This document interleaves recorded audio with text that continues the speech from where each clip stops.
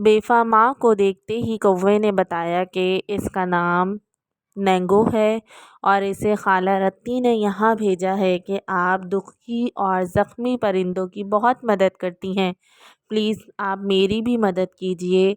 बेफ़ा ने इसे अंदर बुला लिया और कुछ खाने को दिया और टांग पे दवा लगा कर लिटा दिया। 2-4 दिन में कौवे का दर्द तो ठीक हो गया, मगर वो टांग से माजूर हो गया। इसे भी बेफ़ा ने अपने घर का फ़र्द बना लिया। दूसरे दरख्त पे मौजूद सुस्त कौवों की गंदी नज़र मुसलसल बेफ़ा माँ के घर पे थी। वो हसद करते थे कि इनका घर कितना अच्छा बन गया है और ये कितने सुकून से रह रहे हैं। एक दिन तीनों सुस्त कौवे बैठकर बेफ़ा माँ के घर की चीज़ों से चुरा कर खाने की बातें कर रहे थे कि नेंगो ने इनकी बातें सारी सुन ली। बेफ़ा माँ को बता दिया कि ये सुस्त कौवे कितनी बुरी राय रखते हैं हमारे घर के बारे में। बेफ़ा माँ बहुत परेशान हुई कि अब ये क्या मुसीबत आने वाली है। टूना, मूना, पाली, बेफ़ा माँ सब बहुत परेशान थे कि क्या करें, अपने घर की हिफाजत कैसे करेंगे। अचानक पाली के जहन में एक आइडिया आया। इसने सबसे मुखातिब होकर कहा, सब मेरी बात सुनो। बेफ़ा माँ, अगर आप इजाज़त दो तो मैं अपने इस घर के पास एक छोटा सा और घर बना देता हूँ जिसमें नेंगो भाई रहेंगे, और जब भी कोई ख़तरे की बात सुनेगा तो शोर मचाकर हमें भी इत्तला कर देगा, और इसकी आवाज़ सुनकर और बहुत से कौवे भी आ जाएंगे और इस तरह हम और हमारा घर महफूज रहेगा।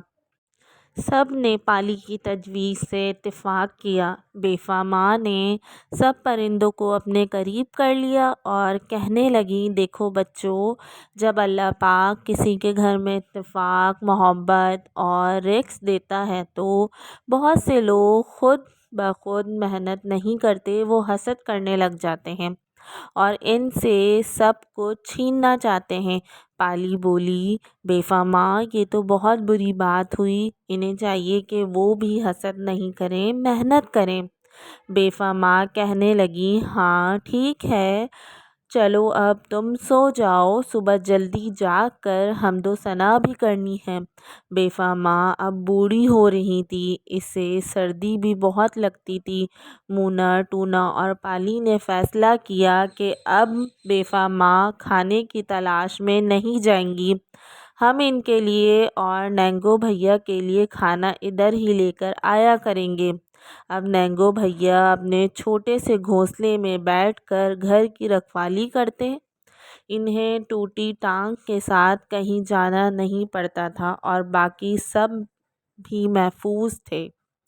एक दिन सुस्त कौवे ने एक चाल सोची और अगली रात जब सब सो चुके और नेंगो भैया जाग कर पहरेदारी कर रहे थे तो एक सुस्त कौवा नेंगो भाई के पास आ गया। इसे कहने लगा, नेंगो भैया, आप कितने अच्छे हैं, सब सो गए और आप इनकी रखवाली कर रहे हैं, मगर इस तरह तो आपकी सेहत ख़राब हो जाएगी, ये काला चमकदार रंग भी भद्दा पड़ जाएगा। नेंगो भैया ने कुछ कहना चाहा तो सुस्त कौवा बोला, अच्छा मैं चलता हूँ बड़े भैया, मुझे बुला रहे हैं। सुस्त कौवा तो चला गया, मगर नेंगो भैया के दिल में ख़याल आने लगे कि सुस्त कौवा शायद ठीक ही कह रहा था, यहाँ मेरे सिवा सब सो रहे हैं और मैं क्यों जागकर पहरा दूँ। अगली सुबह जब परिंदे नींद से जागे तो देखा कि नेंगो भैया सो रहे थे। बेफ़ा माँ कहने लगी, कोई बात नहीं, सोने दो, थक गया होगा। फिर सुस्त कौवे ये देखकर खुश हो रहे थे कि इनकी चाल कामयाब हो रही थी।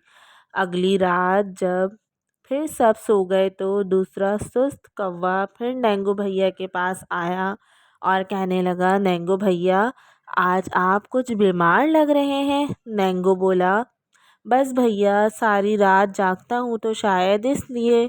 سست کوا بولا، ہاں ٹھیک کہہ رہے ہو، اور دوسری بات یہ بھی ہے کہ وہ سب تازہ کھانا کھاتے اور تم یہاں باسی کھانا تمہیں یہاں پر دیا جاتا ہے۔